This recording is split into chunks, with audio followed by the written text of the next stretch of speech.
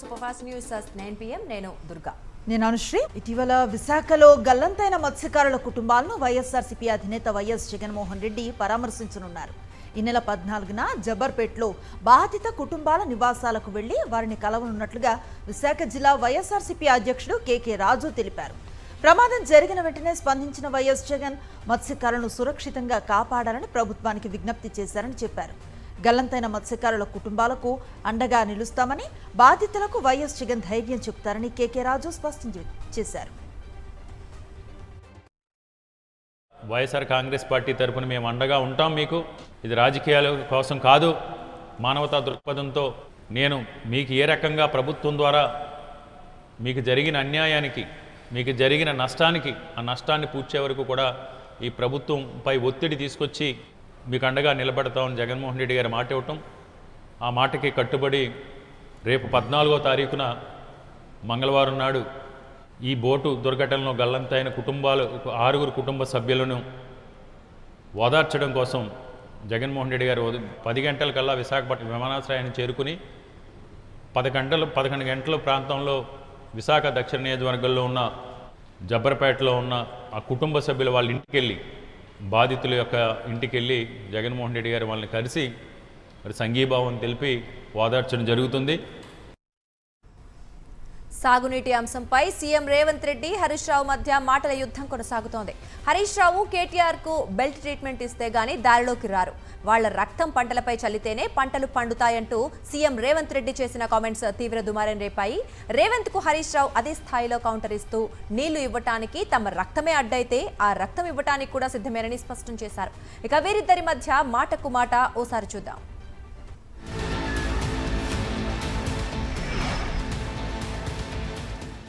ఆయనకు ఈయనకు తెలివితేటలు ఎక్కువైనాయి. వీళ్ళిద్దరికి బెల్ట్ ట్రీట్మెంట్ ఇస్తే కానీ దారిలో పడరు. వాళ్ళిద్దరికి బెల్ట్ ట్రీట్మెంట్ అవసరం ఉన్నది, అబద్ధాలు చెప్తున్నారు కాబట్టి. ఏమున్నది, వీళ్ళని కోసి రక్తం చల్లితే పంటల మీద అదే పండుతుంది. ఎందుకంటే వీళ్ళ బలుపు కొవ్వు పంటలకి సరిపోద్ది. కరువు వచ్చింది, అందుకే 6 తడి పంటలు వేయండి అని చెప్పి 6 నెలల నుంచి మొత్తుకుంటున్నాం. దానికి తప్పులు పట్టిరు. పంట పొలాల్లో నీళ్లు బారించండి ముఖ్యమంత్రి గారు అంటే మా రక్తాన్ని బారిస్తా అని రేవంత్ రెడ్డి గారు మాట్లాడుతూ ఉన్నారు. ఇది ఒక ముఖ్యమంత్రి మాట్లాడాల్సిన భాషన? నీళ్లు కావాలని మేము అడిగితే రక్తం కావాలని రేవంత్ రెడ్డి అంటుండు. సరే, నీకు రక్తం కావాలంటే ఇస్తాం, దానికి కూడా మేము వెనకాడటోళ్ళం ఏం కాదు. కానీ మాకు నువ్వు నీళ్ళు ఇవ్వడానికి, ఒకవేళ మా రక్తమే నీకు నీళ్ళు ఇవ్వడానికి అడ్డమైతే ఆ రక్తం ఇవ్వడానికి కూడా మేము సిద్ధంగా ఉన్నాం. ఇప్పుడు రాజకీయాల్లో విమర్శలు సహజం. ఒక ముఖ్యమంత్రి స్థానంలో ఉండి ప్రతిపక్షాల యొక్క రక్తాన్ని పంటలపై చల్లాలి, బెల్ట్తో కొట్టాలి అని మాట్లాడడం అనేటువంటిది అత్యంత జుగుత్సాకరం. ప్రాణాలకు తెగించి చావు నోట్లోకి వెళ్ళి 11 రోజులు ఆమరణ నిరాహార దీక్ష చేసి తాను ప్రాణత్యాగానికి సిద్ధపడి కేసీఆర్ రాష్ట్రాన్ని సాధించారు. కానీ ఎన్నడూ రక్తం పారించే ప్రయత్నం కానీ ఎవరి రక్తం అడగలే కేసీఆర్ గారు. తన రక్తాన్ని ఇచ్చి, తన ప్రాణాన్ని ఇచ్చి రాష్ట్రాన్ని సాధించే ప్రయత్నం చేసింది కేసీఆర్. కానీ నువ్వు ప్రశ్నించినటువంటి వాళ్ళను, రైతుల పక్షాన నీళ్ళు అడిగినటువంటి వాళ్ళను ఇవాళ రక్తం బారిస్తా, వాళ్ళను కోస్తా, వాళ్ళ రక్తం బారిస్తా అని నువ్వు మాట్లాడుతున్నావు. ఇది కేసీఆర్ గారికి నీకున్నటువంటి తేడా.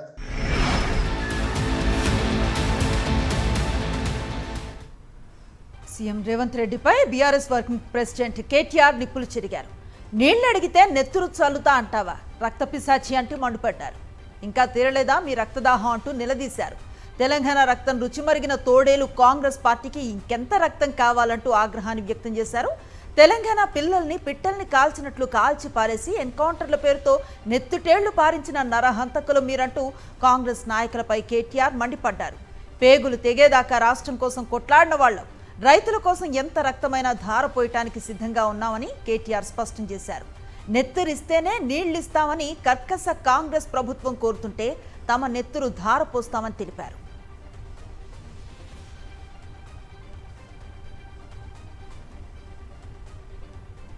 ఉద్యోగులపై కూటమి ప్రభుత్వానికి చిత్తశుద్ధి లేదన్నారు ఎమ్మెల్సీ కల్పలతారెడ్డి.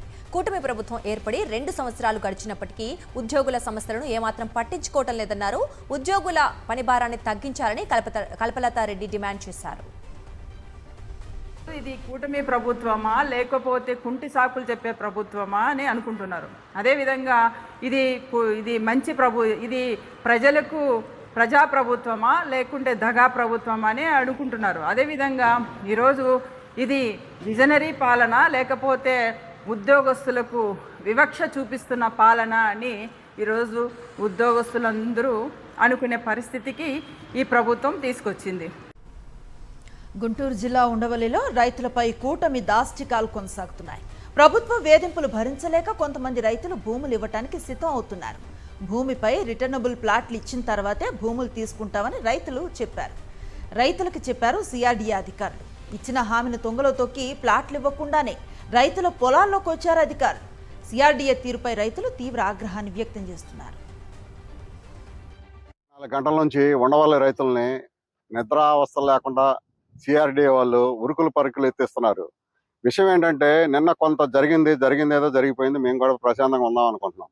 రాత్రి నుంచి 9.3 ఇచ్చిన వాళ్ళని కూడా ఇబ్బంది పెడతా 4 టిప్పర్లు మట్టి తోలేరు. సిఆర్డీఏ వాళ్ళు రెస్పాండ్ అవ్వకపోతే 9.3 ఇచ్చామంటే దాని అర్థం ఏంటండి?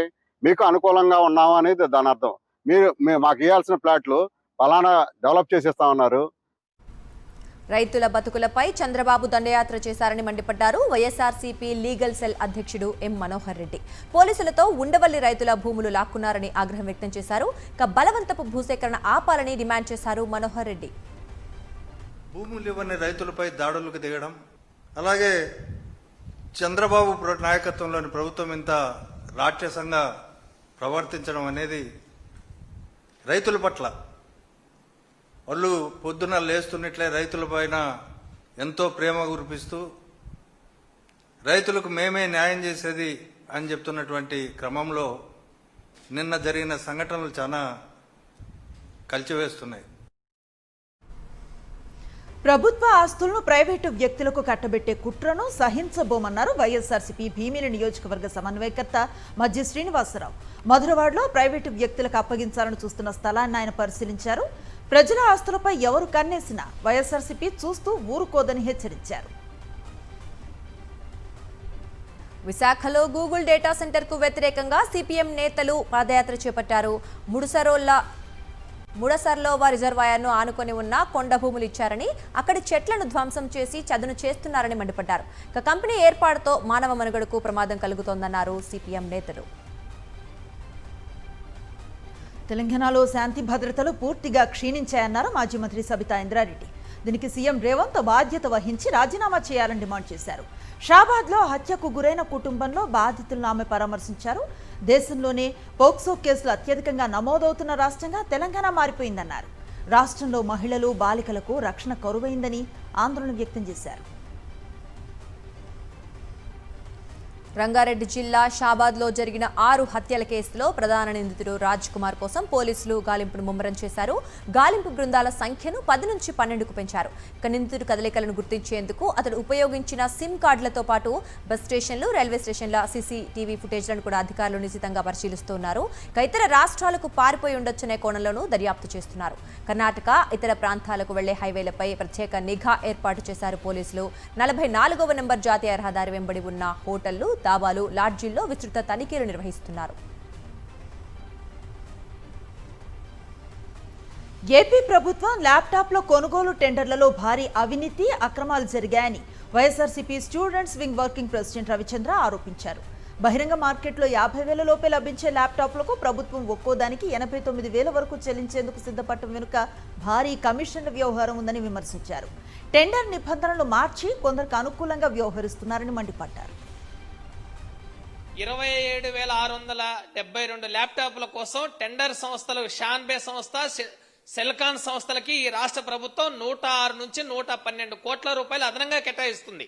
ఈ అదనంగా కేటాయించేది మొత్తం ఇందులో ఎంత చేతులు మారుతా ఉన్నాయి, ఎందుకు బహిరంగ మార్కెట్లో 45 నుంచి 50,000 రూపాయలు ఒక్కో ల్యాప్టాప్ ధర ఉంటే ఈ రాష్ట్ర ప్రభుత్వం, కూటమి ప్రభుత్వం ఒక్క ల్యాప్టాప్ కి అదనంగా 40,000 రూపాయలు టెండర్ సంస్థకి ఎందుకు ఇస్తుందని మా వైఎస్ఆర్సీపీ విద్యార్థి విభాగం తరఫున మేము ప్రశ్నిస్తా ఉన్నాం. శ్రీ సత్యసాయి జిల్లా హిందూపురంలో టీడీపీ ఎమ్మెల్యే బాలకృష్ణ పర్యటన సందర్భంగా వైఎస్ఆర్సీపీ శ్రేణులు నిరసన చేపట్టారు. బాలకృష్ణ పీఏ భూ కబ్జాలకు పాల్పడుతున్నారంటూ ఆరోపిస్తూ హిందూపురం వైఎస్ఆర్సీపీ ఇన్ఛార్జ్ దీపిక ఆధ్వర్యంలో ఆందోళన నిర్వహించారు. ఇక హిందూపురం నియోజకవర్గంలో జరుగుతోన్న భూ కబ్జాలు, అవినీతి అక్రమాలపై ఎమ్మెల్యే బాలకృష్ణ ప్రజలకు సమాధానం చెప్పాలని వైఎస్ఆర్సీపీ నాయకులు నినాదాలు చేశారు. మరోవైపు లైసెన్స్ లేకుండానే మద్యం అమ్మకాలు జరపడంపై వైఎస్ఆర్సీపీ నేతలు ఆగ్రహం వ్యక్తం చేశారు. లైసెన్స్ ఎలా అమ్ముతారంటూ వారు నిలదీశారు.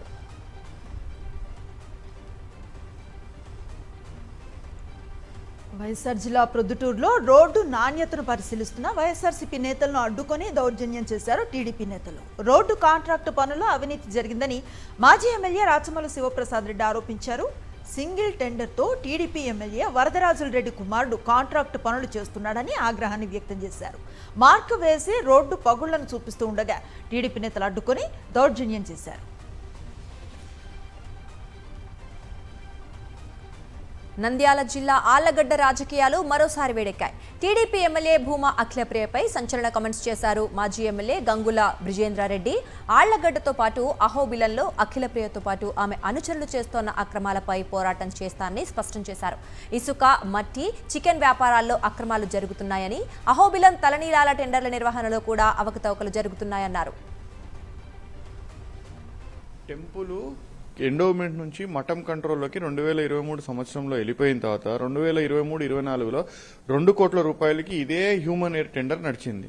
ఇప్పుడు 2024-25 ఎందుకు టెండర్ నడవలేదు? 25-26 టెండరు 1,50,00,000కి పాడి 50 లక్షలు కట్టి ₹1 కోటి ఇంకా డబ్బులు కట్టలేదు. ఈ సంవత్సరము అసలు టెండరే జరగలేదు. వాళ్ళు అయినప్పటికీ కూడా టెంపుల్కి ఆదాయం వచ్చే విధంగా 1,70,00,000కి ఎవరికో వాళ్ళకి నచ్చిన వాళ్ళకి వాళ్ళు టెండర్ ఇచ్చుకొని ఆ టెండర్ని వాళ్ళు కంటిన్యూ చేసుకుంటున్నారు. వాళ్ళ మఠంలో ఏదైతే ఉందో ఆ ప్రాసెస్, దాంట్లో మీకేం ఇబ్బంది వచ్చిందని నేను అడుగుతున్నాను. నటుడు ప్రకాష్ రాజ్ సోషల్ మీడియాలో మరో వీడియోను రిలీజ్ చేశారు. తాను మౌనంగా లేను, అన్ని చూస్తున్నానని ట్వీట్ చేశారు. అమ్ముడుపోయిన ఛానల్స్ కట్టుకథలు, అబద్ధాలు వింటున్నాను అన్నారు. ఇది మీ దిగజారుడుతనానికి ఆరంభం మాత్రమే అన్నారు. ప్రపంచం అంతా మీ దిగజారుడుతనాన్ని చూస్తుందని విమర్శించారు. మీరు ఎంత అరిచినా ప్రశ్నించే గొంతును ఆపలేరని స్పష్టం చేశారు.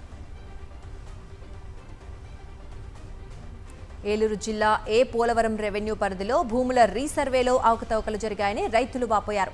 సుమారు 50 మంది రైతులకు సంబంధించి రికార్డులు తారుమారు చేశారని అన్నదాతలు ఆవేదన వ్యక్తం చేస్తున్నారు. గత ఏడాది తమ రెవెన్యూ పరిధిలో భూములు రీసర్వే చేసిన అధికారులు బౌండరీలు చూపించారని, అయితే తాజాగా ఇచ్చిన పట్టాదార్ పాసు పుస్తకాల్లో ఒక్కో రైతుకు సుమారు 10 సెంట్ల నుంచి 50 సెంట్ల వరకు భూమి తగ్గిందన్నారు. ఇక అంతేగాక తాజాగా రెవెన్యూ అధికారులు మరో రీసర్వే నిర్వహించి బౌండరీలు మార్చివేశారని మండిపడుతున్నారు రైతులు. వైఎస్ఆర్సీపీ అధికార ప్రతినిధి నాగార్జున యాదవ్ను పోలీసులు అరెస్ట్ చేశారు. తెలంగాణ పోలీసులమంటూ కుటుంబ సభ్యులకు సమాచారం ఇచ్చారు. ఎలాంటి నోటీసులు ఇవ్వకుండానే తీసుకువెళ్లారు పోలీసులు. నల్లపాడు పిఎస్కి సమాచారం ఇస్తామన్నారు పోలీసులు. నాగార్జున యాదవ్ అరెస్టుపై కుటుంబ సభ్యులు ఆందోళన వ్యక్తం చేస్తున్నారు. మైనర్లకు వాహనాలు ఇవ్వకండి, ప్రాణాల మీదకు తెచ్చుకోకండి అంటూ ప్రతిరోజు మైకుల ద్వారా తల్లిదండ్రులకు నీతులు చెప్పే పోలీసులు తమ వరకు వచ్చేసరికి చట్టాన్ని చుట్టంగా మార్చేసుకుంటున్నారు. తాజాగా ఓ పోలీస్ అధికారి తన మనుమరాలితో ఏకంగా ప్రధాన రహదారిపై కారు నడిపిస్తూ దర్జా వెలుగబెట్టాడు. పైగా నిలదీసిన తోటి ప్రయాణికులతో వాగ్వాదానికి దిగాడు. ఈ ఘటన హైదరాబాద్ గంధంగూడ పరిధిలో జరిగింది. బండి నా కంట్రోల్ ఉంది. అయితే చెప్పండి, నా పొందలు పని చెప్పండి. కంట్రోల్లో ఉంటాయి.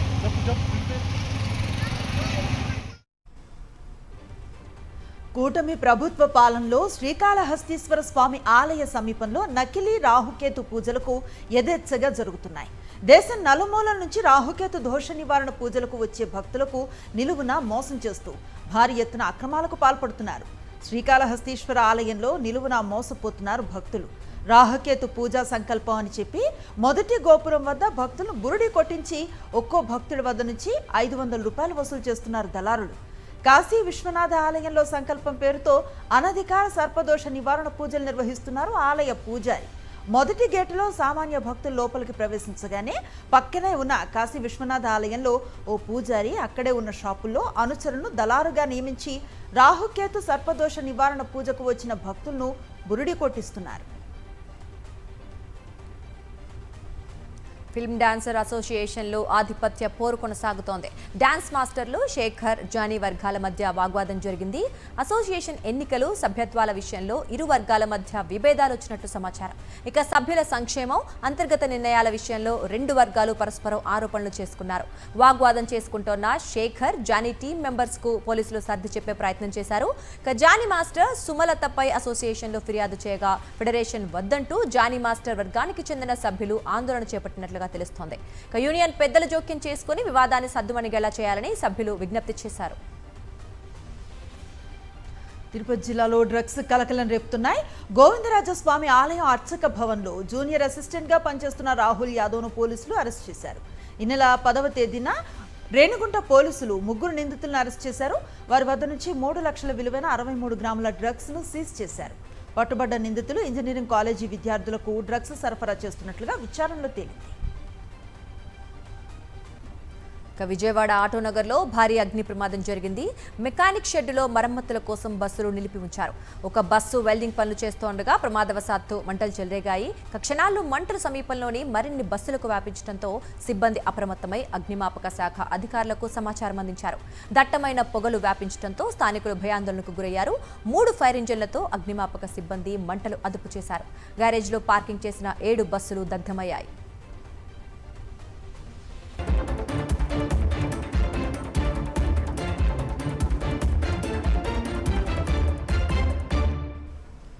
జాతీయ వార్తలను చూద్దాం. తీవ్ర నేరాల్లో అరెస్ట్ అయి దీర్ఘకాలం జైల్లో ఉండే ప్రజాప్రతినిధుల పదవులపై కీలక మార్పులకు కేంద్ర ప్రభుత్వం అడుగులు వేస్తోంది. ప్రధానమంత్రి, ముఖ్యమంత్రులు, మంత్రుల పదవులకు సంబంధించి 130వ రాజ్యాంగ సవరణ బిల్లుపై సంయుక్త పార్లమెంటరీ కమిటీ కీలక సిఫార్సులు చేసినట్లుగా సమాచారం. పదవులు పూర్తిగా రద్దు చేయడం కంటే సస్పెండ్ చేసే విధానాన్ని అమలు చేయాలని కమిటీ సూచించినట్లుగా తెలుస్తోంది. ఈ నివేదికను ఈ నెల 17న లోక్సభ స్పీకర్కు సమర్పించనున్నట్లుగా సమాచారం.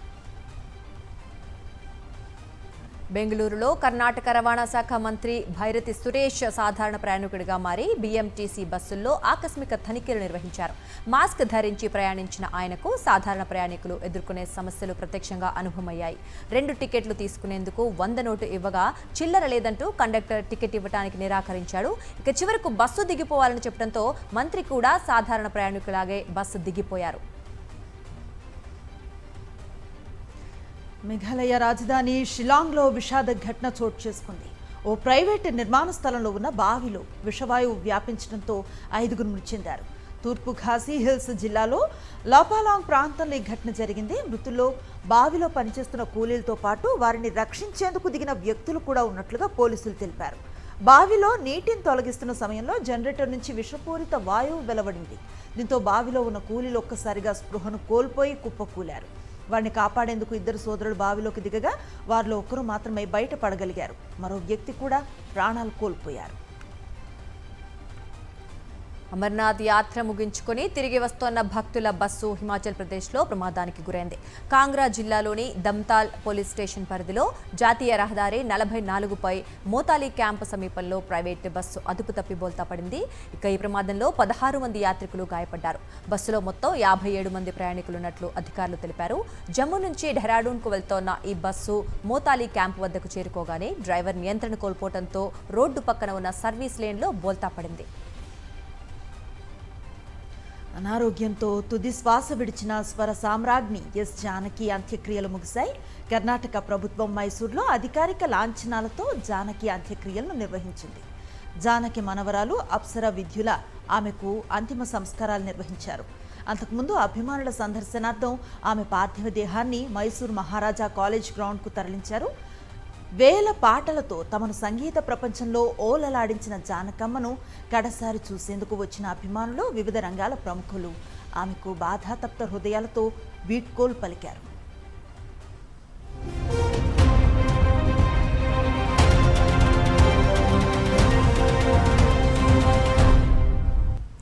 ఇంటర్నేషనల్ అప్డేట్స్ చూద్దాం. మధ్యప్రాచ్యంలో మళ్లీ ఉద్రిక్తతలు తారాస్థాయికి చేరుకున్నాయి.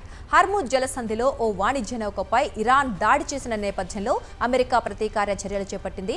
తాజాగా ఇరాన్పై 3వ విడత వైమానిక దాడులు చేపట్టింది. అమెరికా అధ్యక్షుడు డొనాల్డ్ ట్రంప్ ఆదేశాల మేరకు ఈ దాడులు చేపట్టినట్లు అమెరికా సెంట్రల్ కమాండ్ తెలిపింది. ఇక ఈ దాడిలో వాణిజ్య నౌకకు తీవ్ర నష్టం వాటిల్లగా ఒక సిబ్బంది అదృశ్యమైనట్లుగా వెల్లడించింది. ఈ ఘటనల అనంతరం హర్ముజ్ జలసంధిని మూసివేస్తున్నట్లు ఇరాన్ ప్రకటించింది. ఒమన్ తీరంలో వాణిజ్య నౌకపై జరిగిన దాడిని భారత్ తీవ్రంగా ఖండించింది. సైప్రస్ జెండాతో ప్రయాణిస్తున్న జిఎఫ్ఎస్ గెలాక్సీ నౌకపై ఇరాన్ దళాలు హెచ్చరిక కాల్పులు జరిపినట్లుగా తెలుస్తోంది. ఈ నౌకలో మొత్తం 11 మంది భారతీయ నావికులు ఉండగా వారిలో 10 మందిని రక్షించినట్లుగా భారత విదేశాంగ శాఖ వెల్లడించింది. మరో భారతీయ నావికుడు గల్లంతైనట్లుగా తెలిపింది. దాడి అనంతరం నౌకలో మంటలు చెలరేగటంతో సిబ్బంది నౌకను విడిచిపెట్టాల్సి వచ్చింది. జిఎఫ్ఎస్ గెలాక్సీ నౌక అనుమతి లేని మార్గంలో ప్రయాణిస్తోందని ఇరాన్ ఆరోపించింది. ఈ ఘటనపై ప్రతీకార చర్యలకు దిగితే తీవ్రంగా స్పందిస్తామని హెచ్చరించింది. మధ్యప్రాచ్యంలో వాణిజ్య నౌకలపై జరుగుతున్న వరుస దాడులపై భారత్ తీవ్ర ఆందోళన వ్యక్తం చేసింది. Iran supreme leader Mojtaba Khamenei త్వరలో ప్రజల్లోకి రానున్నట్లు ఇరాన్ అధికారిక వర్గాలు వెల్లడించాయి. జూలై 23న టెహరాన్లో మాజీ సుప్రీం లీడర్ అయతుల్లా ఖమేనీ స్మారక సభను మోజ్తబా నిర్వహించనున్నట్లు సమాచారం. సాయంత్రం 5 గంటల నుంచి 7 గంటల మధ్యలో నిర్వహించే ఈ కార్యక్రమంలో దేశంలోని కీలక నేతలందరూ పాల్గొంటారని అధికారిక వర్గాలు వెల్లడించాయి. ఇరాన్ మాజీ supreme leader Ayatollah Ali Khamenei అంత్యక్రియలో దర్శనమిచ్చిన ముసుగు మనిషి ఎవరు అనే దానిపై ప్రపంచవ్యాప్తంగా చర్చ జరుగుతోంది. అంత్యక్రియల్లో ముసుగు మనిషికి అత్యంత ప్రాధాన్యత ఇవ్వడంపై ప్రపంచవ్యాప్తంగా చర్చించుకుంటున్నారు. బేస్బాల్ క్యాప్, ముఖానికి నల్లటి మాస్క్ ధరించి ఉన్న వ్యక్తి ఫోటోలు ప్రపంచవ్యాప్తంగా వైరల్ అయ్యాయి. ఖమేనీ కుటుంబంలో పసిబిడ్డ మృతదేహాన్ని ఉంచిన బాక్స్ను కూడా ఆ వ్యక్తి మోశారు. ముసుగులో వచ్చిన వ్యక్తి మొజ్దబా అనే అనుమానాలు ప్రపంచవ్యాప్తంగా ఉన్నాయి. తండ్రి అంత్యక్రియలకు మొజ్దబా రహస్యంగా హాజరై ఉంటారని అనుమానిస్తున్నారు.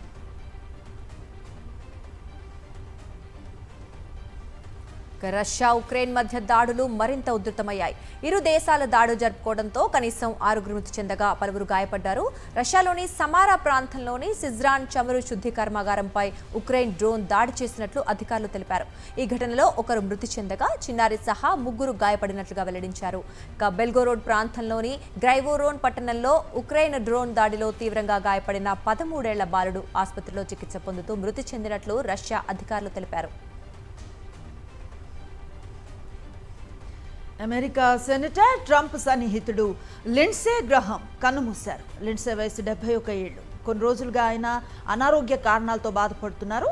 ఆసుపత్రిలో చికిత్స తీసుకుంటూ ఉండగానే లిండ్సే కన్నుమూశారు. 2003 నుంచి అమెరికా సెనెట్లో ఆయన సౌత్ కరోలినాకు ప్రాతినిధ్యం వహిస్తున్నారు. జాతీయ భద్రత, విదేశాంగ విధానం చర్చలో చురుగ్గా లిండ్సే పాల్గొంటారు. అమెరికాలో కీలక నేతల్లో లిండ్సే ఒకరు. ట్రంప్కు కీలక అంశాల్లో బలమైన మద్దతుదారుగా లిండ్సే వ్యవహరించేవారు. బంగ్లాదేశ్ మాజీ ప్రధాని షేక్ హసీనాకు మరో ఎదురుదెబ్బ తగిలింది. ఆమెకు సంబంధించిన వార్తలు, ప్రసంగాలు, ఇంటర్వ్యూలు, ప్రకటనలను ప్రసారం చేయొద్దంటూ బంగ్లాదేశ్ ప్రభుత్వం మీడియాకు కీలక ఆదేశాలు జారీ చేసింది. బంగ్లాదేశ్కు చెందిన ప్రింట్, ఎలక్ట్రానిక్, ఆన్లైన్ మీడియాతో పాటు సోషల్ మీడియా వేదికలకు ఈ ఆదేశాలు వర్తిస్తాయని తెలిపింది. ఇక కోర్టు ఆదేశాల మేరకే ఈ నిర్ణయం తీసుకున్నట్లు ప్రభుత్వం స్పష్టం చేసింది.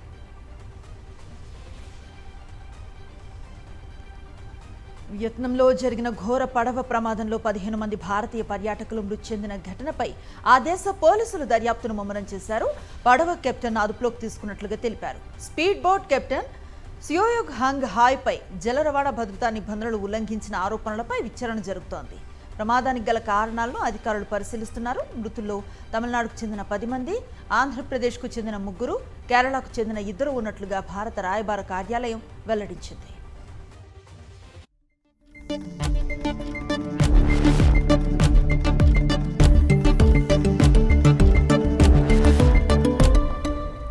బిజినెస్ అప్డేట్స్ చూద్దాం. దేశ విదేశీ మారక నిల్వలను మరింత బలోపేతం చేయడంపై కేంద్ర ప్రభుత్వం దృష్టి సారించింది. ఫారెక్స్ రిజర్వ్ పెంపు, రూపాయి విలువ స్థిరీకరణ లక్ష్యంగా ప్రభుత్వ రంగ బ్యాంకుల ద్వారా విదేశీ కరెన్సీ డిపాజిట్ల సేకరణపై ప్రత్యేక కార్యాచరణ చేపట్టింది. ఇక ఈ కార్యక్రమం పురోగతిని సమీక్షించేందుకు కేంద్ర ఆర్థిక మంత్రి నిర్మలా సీతారామన్ త్వరలో ఉన్నత స్థాయి సమావేశం నిర్వహించనున్నారు. ఈ సమావేశానికి ప్రభుత్వ రంగ బ్యాంకుల అధిపతులంతా హాజరు కానున్నారు. విదేశీ కరెన్సీ ప్రవాహాన్ని పెంచేందుకు 3 కీలక మార్గాలపై ఈ సమావేశంలో చర్చ జరగనుంది. రష్యా నుండి ముడి చమురు దిగుమతులు రికార్డు స్థాయికి చేరాయి. జూన్లో రష్యా నుంచి అత్యధిక చమురు కొనుగోలు చేసిన దేశంగా ఇండియా నిలిచింది. మొత్తం 5.5 బిలియన్ యూరోల విలువైన రష్యా ఇంధనం, బొగ్గు భారత్ కొనుగోలు చేసినట్లుగా ఐరోపాకు చెందిన centre for research energy and clean తన నివేదికలో వెల్లడించింది. మేతో పోలిస్తే 34% అధికంగా రష్యా నుంచి దిగుమతులు చేసుకుంది భారత్.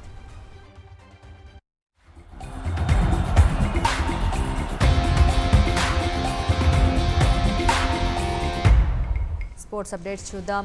లార్డ్స్ వేదికగా జరుగుతున్న ఏకైక మహిళల టెస్ట్లో టీమిండియా బ్యాటర్ యస్తికా భాటియా చరిత్ర సృష్టించింది.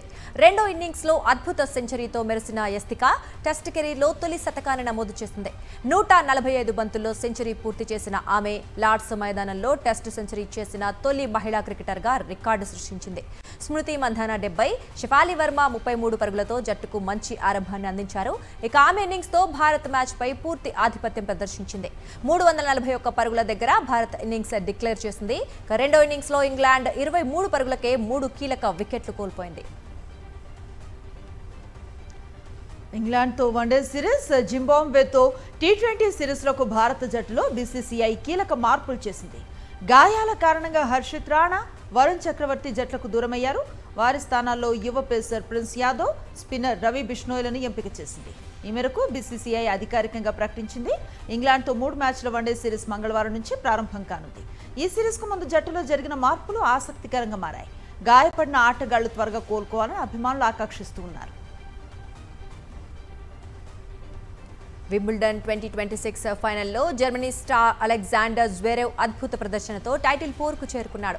టోర్నీలో వరుస విజయాలతో దూసుకెళ్లిన జ్వెరేవ్ తొలిసారి వింబుల్డన్ ఫైనల్లో అడుగుపెట్టాడు. సెమీఫైనల్లో బ్రిటన్ వైల్డ్ కార్డ్ ఆర్థర్ ఫెరీని నేరుగా 3 సెట్లలో ఓడించి ఫైనల్కు అర్హత సాధించాడు.